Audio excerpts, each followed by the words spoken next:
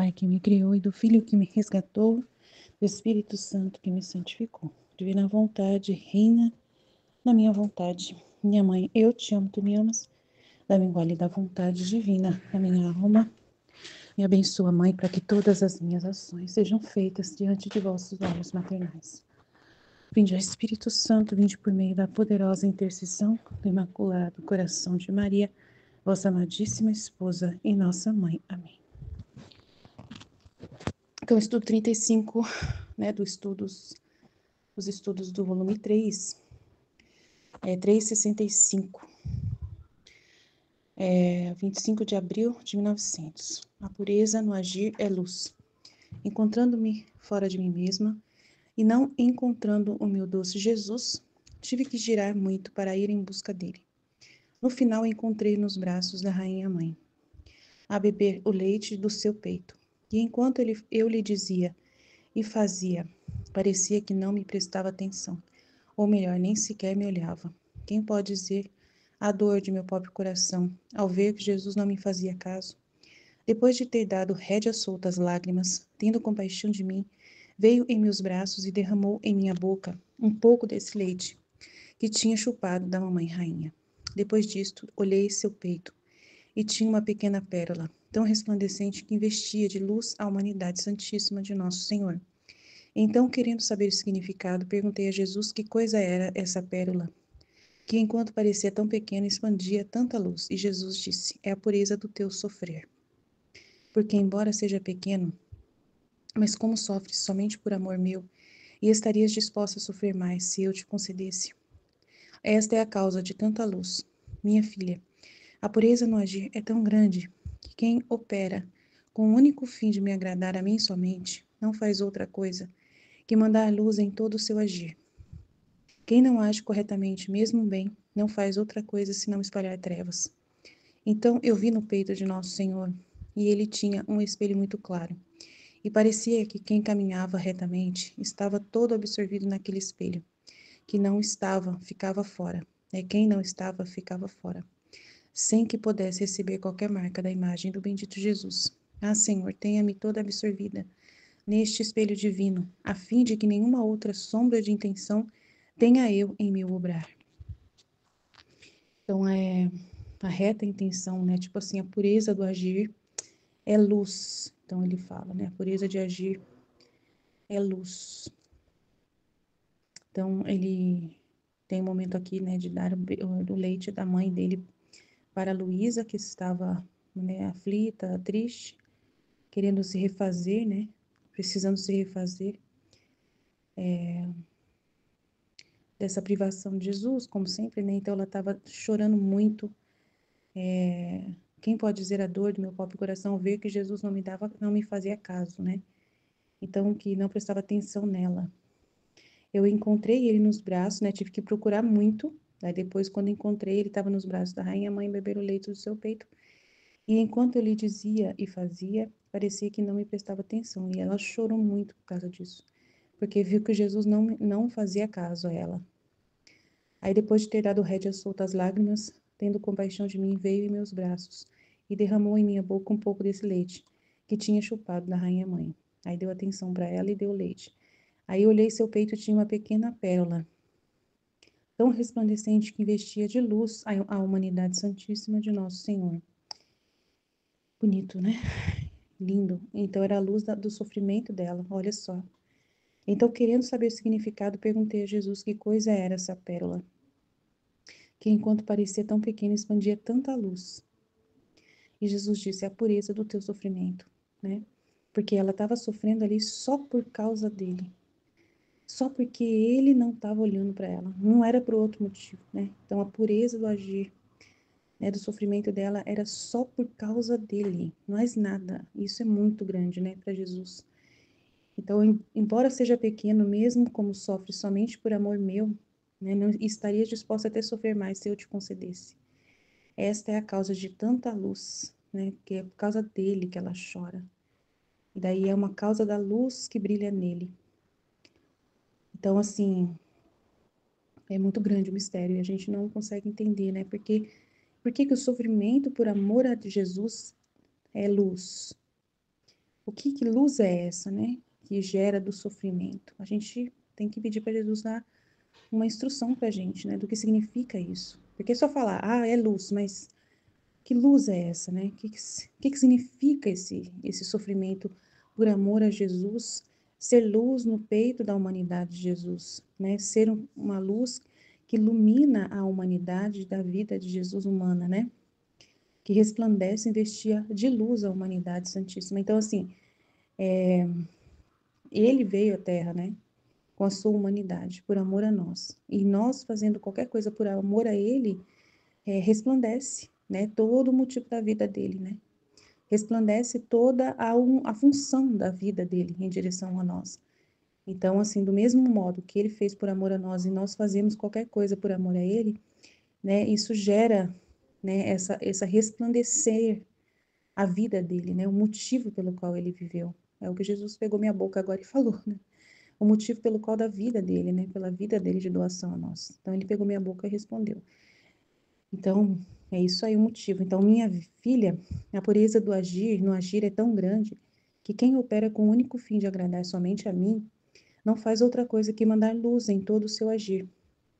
Quem não age corretamente, mesmo bem, não faz outra coisa que espalhar trevas.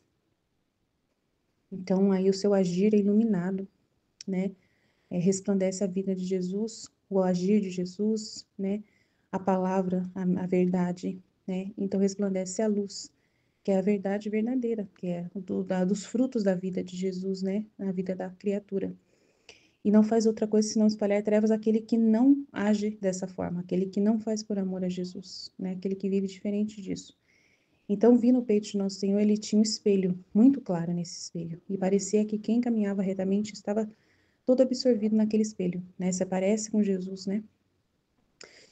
Quem não estava resplandecente, absorvido naquele espelho, estava fora, sem que pudesse receber qualquer marca da imagem do bem de Jesus. Então, a pessoa que então está transparecendo essa luz, ela vai ser espelhada no peito de Jesus. Ela vai aparecer a imagem dela, né, no espelho, como imagem do próprio Cristo. Mas quem não age por amor a Cristo, quem não se espelha nele, né, só espalha trevas, então fica fora, sem que pudesse receber qualquer marca da imagem do bendito Jesus. Então, tenha-me toda absorvida, Senhor, neste teu divino espelho, a fim de que nenhuma outra sombra de intenção tenha em meu obrar. Então, a gente também faz a mesma oração que a Luísa, que nós sejamos todos absorvidos nesse espelho divino, né? A fim de que nenhuma outra sombra de intenção tenha em nosso obrar. No outro trecho, 366, 1º de maio de 1900, frutos da cruz. Tendo recebido a comunhão, meu doce Jesus fez-se ver todo afável, né? Afabilidade. E como parecia que o confessor punha a intenção da crucificação, minha natureza sentia quase repugnância de submeter-se. Então, o meu doce Jesus, para me animar, me disse: minha filha, se a Eucaristia é garantia da futura glória, a cruz é pagamento para comprá-la. Se a Eucaristia é semente que impede a corrupção, e é como essas ervas aromáticas, com os quais ungindo os cadáveres não se corrompem, e doa a imortalidade à alma e ao corpo. A cruz a embeleza, e é tão potente que, se houver dívidas contraídas, ela se faz fiadora e, com mais segurança, faz com que lhe restitua a escritura da dívida contraída. E, depois de ter cumprido todo o débito, com isso forma a alma, o trono mais deslumbrante na futura glória. Assim, a cruz e a Eucaristia se alternam juntas, e uma obra mais potentemente que a outra. Depois acrescentou: a cruz é o meu leito florido. Não porque não sofresse dores atrozes, mas porque por meio da cruz dava à luz tantas almas à graça. Via brotar tantas belas flores, que produziam tantos frutos celestiais, assim que, vendo tanto bem, tinha para o meu deleite aquele leito de dor, e me deleitava da cruz e do sofrimento. Também tu, filha, toma como delícias as penas e te alegre de estar crucificada na minha cruz. Não quero que temas o sofrimento, como se quisesse agir como uma preguiçosa. Ânimo, trabalha, né, com animosidade e expõe-te por ti mesma ao sofrer. Enquanto dizia isto, via o meu anjo que estava preparado para me crucificar. E eu mesma estendi os braços e o anjo me crucificou. Oh, como gozava o bom Jesus do meu sofrer, E como estava eu contente, porque podia dar gosto a Jesus, sendo uma alma tão miserável. Pareceu-me uma grande honra para mim sofrer por seu amor. Uau, que trecho maravilhoso, meu Deus do céu. Uau, é muito grande, os frutos da cruz é muito grande, né? É um mistério infinito que a gente tem que guardar no coração para a gente contar para as pessoas que estão sofrendo, né, sobre esses frutos da cruz. A gente tem que decorar esse trecho, o máximo que a gente puder, para avisar para as pessoas que estão sofrendo qualquer coisa, o que elas vão colher, né, com o sofrimento lindo delas, né, se elas abraçarem com amor e resignação.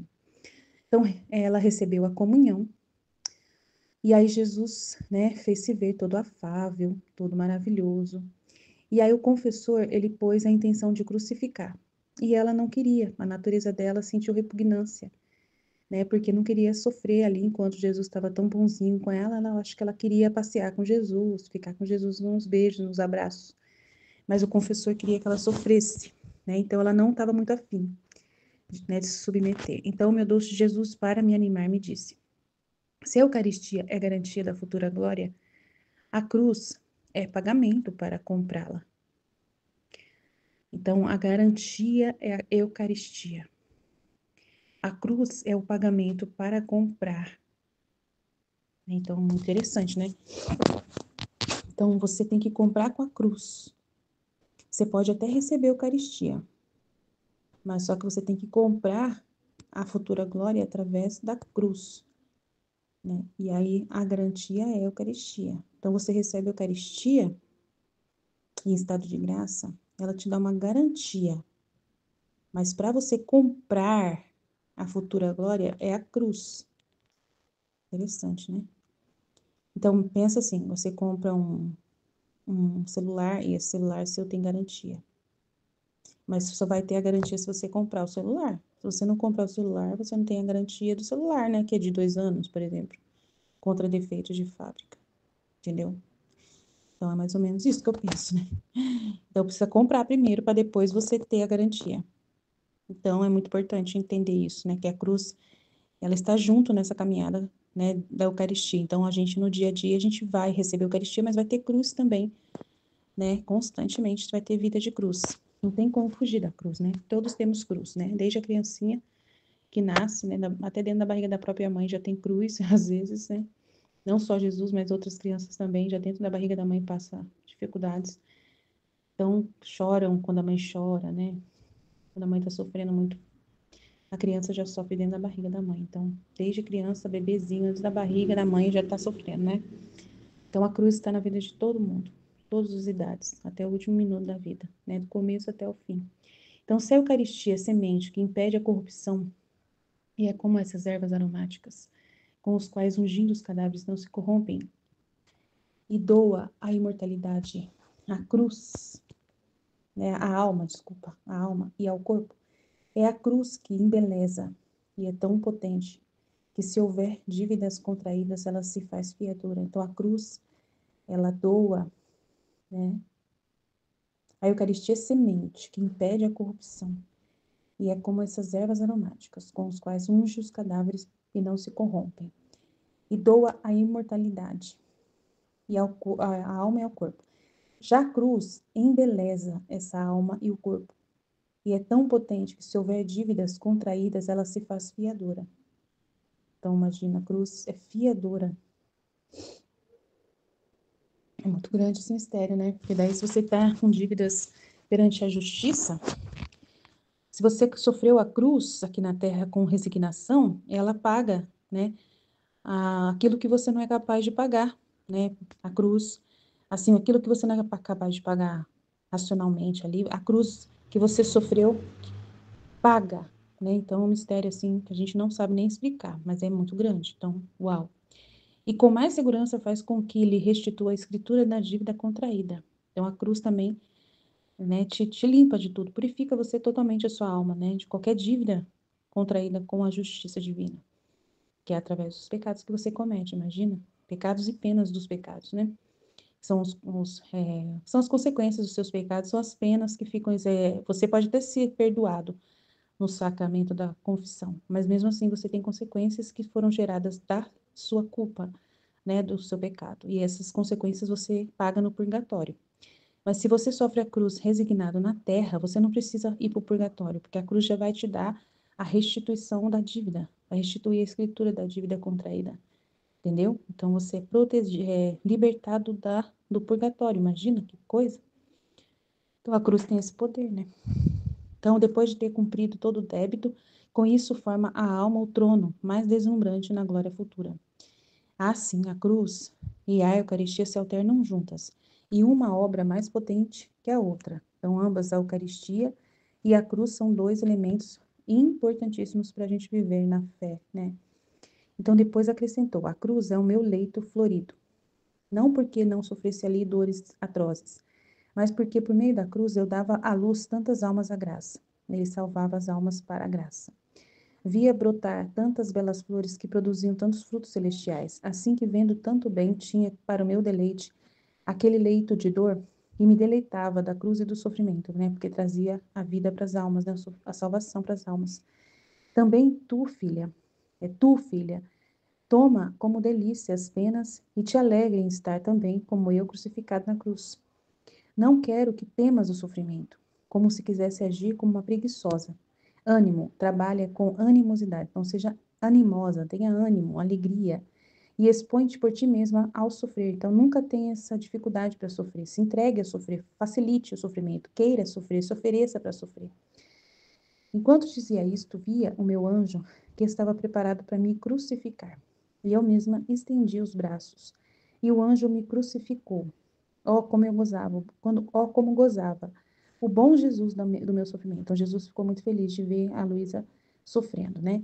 E como estava eu contente, porque eu dava gosto a Jesus. Então, ela fica feliz de ver Jesus feliz, né, com o sofrimento dela. Então, é lindo, né? Maravilhoso assim, né? Então, é uma grande honra para mim sofrer por amor a Jesus, ela disse. Então, pareceu-me uma grande honra para, para mim sofrer por seu amor, pelo amor de Jesus, para ter o carinho de Jesus, para ter o amor de Jesus.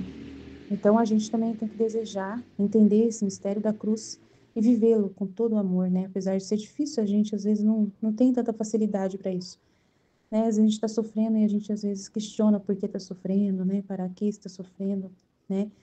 E a gente vê dificuldade nisso, a gente prefere ficar longe do sofrimento, mas sem o sofrimento a gente não consegue nenhuma porta, né? Nada que a gente pede e precisa, a gente vai conquistar sem sofrer, né? Precisa do sofrimento para a gente conquistar, tanto para Deus, né? O que a gente está fazendo para Deus de reparações, como para nós, né? Para nossa família. Tudo vem através da dor e do sofrimento. Não tem jeito, me perdoe, mas não tem outro jeito. Então a gente precisa não ter problema com o sofrimento, mas sim saborear e saber viver nele, né, com todo amor e carinho, se expor até ao sofrimento, muitas vezes. Não ter medo, né, de passar pela cruz de forma alguma. E Jesus nos ajude a compreender isso cada vez mais. É um processo que de gole em gole nós vamos aprendendo, a gente vai amadurecendo com a idade, né, vai passando o tempo, a gente vai apreciando cada vez mais esses mistérios e aprendendo. Jesus vai, com a nossa perseverança no caminho, né, ele vai nos moldando cada vez mais, nos fazendo compreensores maiores desses mistérios infinitos que ele tem a nos ensinar. Amém? Amém, Jesus, eu confio em vós, fit, fit, fit. Em nome do Pai que me criou, do Filho que me resgatou, do Espírito Santo que me santificou, divina vontade, reina na minha vontade. Minha mãe, eu te amo e tu me ama. Dá-me um gole da vontade divina para a minha alma. Me abençoa, Mãe, para que todas as minhas ações sejam feitas diante de vossos olhos maternais. Amém. Tema do estudo 35, volume 3, 25 de abril de 1900. A pureza no agir é luz. Encontrando-me fora de mim mesma e não encontrando a meu doce Jesus, tive que girar muito para ir em busca dele. No final, encontrei-o nos braços da rainha mãe, a beber o leite do seu peito. E enquanto eu lhe dizia e fazia, parecia que não me prestava atenção, ou melhor, nem sequer me olhava. Quem pode dizer a dor de meu pobre coração, ao ver que Jesus não me fazia caso? Depois de ter dado rédea solta às lágrimas, tendo compaixão de mim, veio em meus braços e derramou em minha boca um pouco desse leite que tinha chupado da mãe rainha. Depois disso, olhei seu peito, e tinha uma pequena pérola, tão resplandecente que investia de luz a humanidade santíssima de nosso Senhor. Então, querendo saber o significado, perguntei a Jesus que coisa era essa pérola, que enquanto parecia tão pequena, expandia tanta luz. Ei, Jesus, é a pureza do teu sofrer. Porque, embora seja pequeno, mas como sofre somente por amor meu, e estarias disposta a sofrer mais se eu te concedesse, esta é a causa de tanta luz. Minha filha, a pureza no agir é tão grande que quem opera com o único fim de agradar somente a mim, não faz outra coisa que mandar luz em todo o seu agir. Quem não age corretamente, mesmo o bem, não faz outra coisa senão espalhar trevas.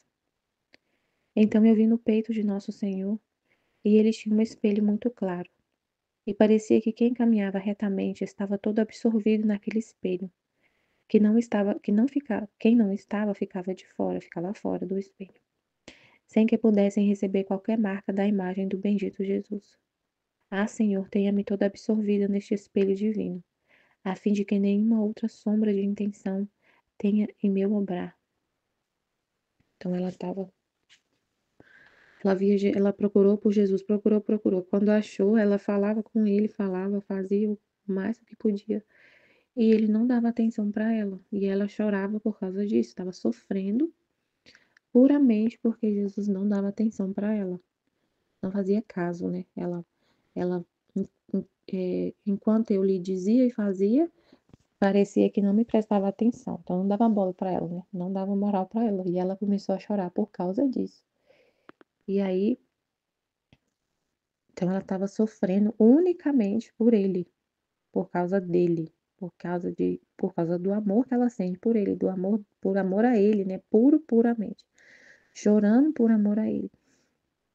E aí ele aparece com essa pérola no peito que resplandecia uma luz na humanidade dele, né? Apareceu em seu peito e tinha uma pequena pérola. É importante esse detalhe, né? A pérola era pequena, mas tão resplandecente que investia de luz a humanidade de nosso Senhor. Então era uma pérola pequena, mas investia de luz a humanidade dele. Saiu uma luz muito forte. E aí ele falou que essa pérola é a pureza do sofrer dela. E era pequeno, embora fosse pequeno, mas como sofre somente por amor meu, e estarias disposta a sofrer mais se eu te concedesse, esta é a causa de tanta luz. E aí ele fala da pureza do agir. E é interessante que nesse texto ele explica o que é a pureza no agir, né? A pureza no agir é agir somente por amor a ele, a fim de agradar somente a ele. É a intenção, né, que a gente coloca no agir. Quando é puro, a pureza no agir é agir somente para agradar a Deus. Quem opera com o único fim de agradar a mim somente. Não faz outra coisa que mandar luz em todo o seu agir. Então, como que é luz, né? Como ele estava explicando. Por que que é luz, né? Você sofre somente por amor a Deus. Vive todo o seu agir, não só sofrer, só por amor, não somente o sofrimento. Mas ele falou da pureza do agir, né? De todo o nosso agir. Não só sofrer por amor a Deus, mas a viver, fazer tudo por amor a Ele, pensando nele, para agradar somente a Ele. É luz. Ele veio na Terra e ele agiu por amor, por nosso amor. Ele agiu por nosso amor. E aí, então, quando a gente age somente por amor a Ele, emite essa luz. É uma correspondência de tudo que Ele fez. Ele recebe, né, a correspondência de todo o agir dele. E aí, outra coisa que veio também no meu pensamento, assim, que quando a gente age por amor a Ele somente, imagina, a gente vai fazer algo e você quer fazer somente por amor a Deus. A gente acaba, como você quer fazer para Ele, somente para agradar a Ele, com essa intenção pura, você vai buscar, assim, porque assim, a gente vive é, buscando conhecer o que Deus gosta, o que Ele quer, o que é agradável a Ele, né? Então a gente vive estudando Ele, conhecendo Ele. A gente está no processo aqui de conhecer Deus, conhecer o que Ele pensa, conhecer o que Ele gosta, conhecer a vontade dEle, conhecer Ele. Então, quando a gente vive com a pessoa, convive com a pessoa, e e você passa a conhecer, né, por exemplo, quando a gente casa, eu sempre uso o exemplo do casamento, que eu acho que é o mais fácil para entender, assim, no relacionamento. Pode ser casamento, pode ser uma amizade, pode ser um pai com um filho, mas vamos pensar no casamento. Quando a gente casa, à medida que a gente vai conhecendo a pessoa, convivendo com a pessoa, a gente vai conhecendo, conhecendo, conhecendo cada vez mais. E quando a gente age, vai fazer alguma coisa para agradar a pessoa, você age somente para agradar a pessoa, quando você vai decidir fazer uma coisa, como você conhece a pessoa, você vai fazer o que ela gosta. Então, é isso que eu fiquei pensando assim, como a gente age nessa convivência com Deus, a gente começa a entender Ele, entender o que Ele gosta, entender o que Ele quer, entender os gostos dele, o pensamento dele. E se eu vou agir somente para agradar Ele, eu vou ir conhecendo o que Ele gosta, eu vou fazer o que Ele quer. Então, a intenção de fazer por Ele vai fazer eu ficar na luz, no que é bom, no que é santo, porque eu quero agradar Ele, e eu sei o que agrada a Ele. Mas aí, beleza, mas Ele é infinito, eu não sei tudo. Mas aí é, assim, não é que a gente vai conhecer plenamente, exatamente o que Deus pensa, mas a gente vai fazer o máximo e Ele vai ver, vai ter as nossas misérias, nossa pequenez, nossa debilidade, vai ter. Mas Ele vai ver no nosso coração a intenção de agradar o tempo todo, de fazer somente por Ele, por amor a Ele, e de fazer o que Ele quer. Se você quer agradar, você vai fazer o que Ele quer. Se você age somente para agradar a Deus, a gente vai acabar indo pelo caminho de fazer o que Ele quer, de fazer o que a gente pelo conhecimento que a gente vai conhecendo ele, nessa convivência, a gente vai fazer o que ele deseja, a vontade dele. Então vai ser uma coisa pura, uma coisa assim, que é luz, né? Você não vai fazer uma coisa, você não vai, pelo que, por exemplo, vamos pensar um exemplo assim. é, Deixa eu pensar aqui sem um exemplo. Esse eu até contei no vídeo que eu fiz ontem, um trecho que eu tava meditando ontem. Eu fui resolver um problema lá na empresa. Já estava muito enrolada, assim, sabe? E aí teve um mal-entendido, eu pedi ajuda lá, fiz reunião com o pessoal de outra área, da área de TI, e eu recebi uma resposta da equipe, né? E deu a entender que tinha sido o chefe que tinha dado essa resposta, porque ele estava copiado e eu tinha feito uma pergunta para ele, e aí logo depois veio uma resposta de outra pessoa copiando ele, deu a entender, assim, que foi ele que mandou falar aqui. E era uma resposta muito mal educada, assim, não mal educada, mas assim, não tô nem aí, o problema é seu, resolva. E não tinha sido isso que eu tinha combinado com ele. E eu fiquei muito nervosa com aquela resposta, fiquei nervosa, mas eu fui para Jesus e fui conversar com ele, entender o que o Senhor quer. Como que o Senhor quer que eu haja nessa situação? Porque do jeito que eu tava nervosa, se eu fosse falar lá no impulso, assim, eu ia brigar. Eu ia chegar lá no cara lá que eu tinha conversado, que eu tava resolvendo com ele, eu ia brigar, se eu fosse agir no humano, se eu fosse agir sem essa intenção de agradar somente a Deus, se eu ficasse agindo por mim mesmo, eu ia brigar. Eu ia mandar um e-mail copiando todos os chefes que tinham participado da reunião, ia queimar ele muito, ia queimar a imagem dele, ele poderia ser demitido, ele poderia ser destituído, porque eu ia copiar gente que teria esse poder para fazer isso, e que a gente tinha combinado tudo, assim, presencialmente, que ele ia me ajudar. E aí a resposta que veio foi assim: não tô nem aí, faz, você se vira, eu não posso fazer nada. Então, assim, se eu mandasse o e-mail, eu ia descascar, sabe? Se eu mandasse um e-mail do jeito que eu fiquei nervosa por causa do. Foi muito desaforada a resposta. Mas eu respirei, vou agir somente por amor a Deus, eu quero fazer somente a vontade de Deus. Então, você age somente para agradar a Deus, para fazer, para viver, para você quer entender qual é a vontade dele. Quando você vive nessa intenção de agradar somente a Ele, nessa pureza, a gente, ainda mais tendo conhecimento da vontade dele, você fala, Senhor, eu só quero a sua vontade. Eu sei que é isso que agrada a Deus. Porque assim, não é só a intenção de agradar, mas fazendo a minha vontade. Eu sei que, por tudo que eu já li no livro do céu, eu sei que o que te agrada, porque eu tenho a intenção de te agradar, mas eu sei que o que te agrada é a sua vontade, a minha não. Eu não quero fazer a minha. Então, por tudo que eu já sei, que eu já conheci, que eu guardei na minha memória, que Deus me deu a memória e tudo, eu entendi que o que agrada a Deus é a vontade dele. Então, a gente vive em busca dessa vontade dele. Então, eu falei, Jesus, eu quero a sua vontade, eu quero saber o que o Senhor quer, eu quero fazer somente por amor a ti, mas eu quero saber o que o Senhor quer. E ele vem, ele nunca vai deixar de te iluminar, ele te ilumina, porque você quer só agradar ele, fazer a vontade dele, viver com a vontade dele. E a gente foi criado para isso. Foi para isso que ele nos criou. Então, ele te dá essa luz. E aí eu respirei, perguntei para ele e ele me mostrou. Vai falar direto com ele. Vai nele lá pessoalmente. Não vai mandar e-mail, não vai.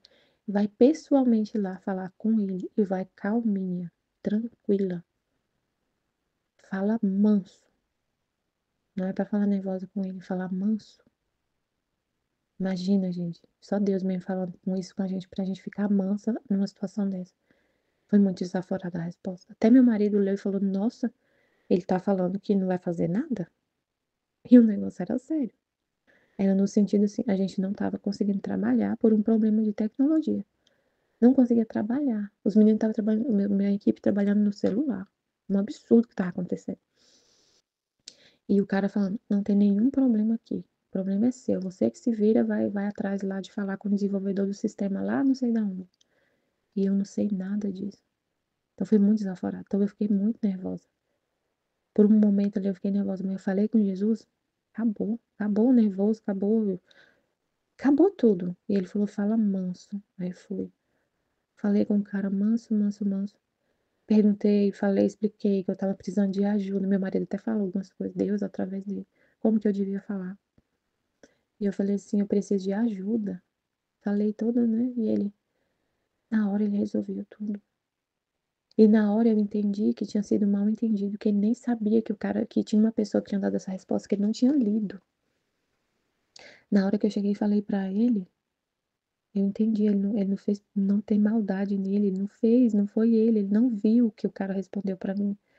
Ele nem tinha lido a minha resposta ainda, então eu entendi que era tudo mal entendido. E aí, quando você age para agradar a Deus, nessa pureza de intenção, somente de agradar a Deus, buscando a vontade dele, ele te mostra o caminho, ele te dá uma luz, o conhecimento. E aí você fica nessa luz do conhecimento do que Deus quer. Você fica com Deus, sai tudo, toda, você não fica nas trevas, espalhando trevas. Eu ia espalhar trevas. O que que eu ia fazer? Eu ia espalhar trevas. Eu ia mandar um e-mail a queimar ele. Ele podia ser tirado lá do cargo dele. Espalhar trevas do ódio, do rancor, porque ele ia ficar chateado, porque ele não fez nada. Ele nem sabia, ele estava ignorante. Então, assim, eu entendi isso, que essa pureza no agir traz essa luz pra gente entender o que fazer, porque você só quer agradar ele. Então, tipo, no exemplo do casamento, se eu ajo somente para agradar a pessoa, né, que tá comigo, eu vou entender primeiro o que a pessoa quer e tentar fazer o que ela quer. Por exemplo, eu vou fazer uma comida, né? Meu esposo fala assim: eu tô com fome. Aí eu vou fazer alguma coisa só para agradar ele. Se eu conhecer muito ele, muito, já conheci ele muito, eu já vou saber o que ele quer comer. De tanto que eu convivo com ele, de tanto que eu conheço, e eu vou fazer uma comida somente por ele, para agradar ele. E eu já sei o que ele gosta. E eu vou fazer, né, o que ele gosta, ele vai comer e vai se deliciar, porque eu já sei, já conheço os gostos dele. Mas vamos pensar que eu tô começando, casei agora. Aí eu vou perguntar: "O que que você gosta de comer no lanche?". "Ah, eu gosto muito de comer bolo de fubá". "Tá bom, vou fazer um bolo de fubá só para te agradar". Aí vou fazer o bolo de fubá só para agradar e ele vai comer e vai. Então, quando a gente tem coisas que a gente já vai saber o que agrada a Deus, o que que ele quer, qual é a vontade dele. E tem momentos que a gente vai precisar, muitas vezes, né, perguntar para ele. Sempre buscar nele, né, o que ele quer, qual é a vontade dele, porque tem situações que a gente não vai saber o que fazer. E a gente sempre fica no nada, né, sempre buscando a vontade de Deus, porque é isso que agrada a ele. É isso que vai ser luz, que vai ser o bem. Se a gente agir por nossa própria vontade, achando que sem conhecer Deus, você vai fazer as coisas pensando que está agradando ele, mas você está fazendo na sua vontade. fazendo o que você acha que ele gosta, fazendo a sua vontade, mesmo, né, que ele falou, pode fazer o bem, mas se não for somente para agradar a ele, vai ser espalhar trevas, né. Aí no outro trecho, 1º de maio de 1900, tendo recebido a comunhão, meu doce Jesus fez-se ver toda a afabilidade, e como parecia que o confessor punha a intenção da crucificação, minha natureza sentia quase repugnância de submeter-se. Então o meu doce Jesus, para me animar, disse-me: Minha filha, se a Eucaristia é garantia da futura glória, a cruz é pagamento para comprá-la. Se a Eucaristia é semente que impede a corrupção, e é como essas ervas aromáticas com as quais ungindo os cadáveres não se corrompem e doam a imortalidade à alma e ao corpo, a cruz a embeleza e é tão potente que, se houver dívidas contraídas, ela se faz fiadora e com mais segurança faz com que ele restitua a escritura da dívida contraída. E depois de ter cumprido todo o débito, com isso forma a alma o trono mais deslumbrante na glória futura. Assim, a cruz e a Eucaristia se alternam juntas e uma obra é mais potente que a outra. Depois acrescentou: A cruz é o meu leito florido, não porque não sofresse dores atrozes, mas porque por meio da cruz dava à luz tantas almas à graça. Via brotar tantas belas flores que produziam tantos frutos celestiais. Assim que vendo tanto bem, tinha para meu deleite aquele leito de dor e me deleitava da cruz e do sofrimento. Também tu, filha, toma como delícias as penas e te alegre de estar crucificada na minha cruz. Não, não quero que temas o sofrer, como se quisesses agir como preguiçosa. Ânimo, obra com animosidade e expõe-te por ti mesma ao sofrer. Enquanto dizia isto, via o meu anjo que estava preparado para me crucificar. E eu mesma estendi os braços, e o anjo me crucificou. Oh, como gozava o bom Jesus de meu sofrer! E como estava eu contente porque podia dar gosto a Jesus sendo uma alma tão miserável. Pareceu-me uma grande honra para mim sofrer por seu amor.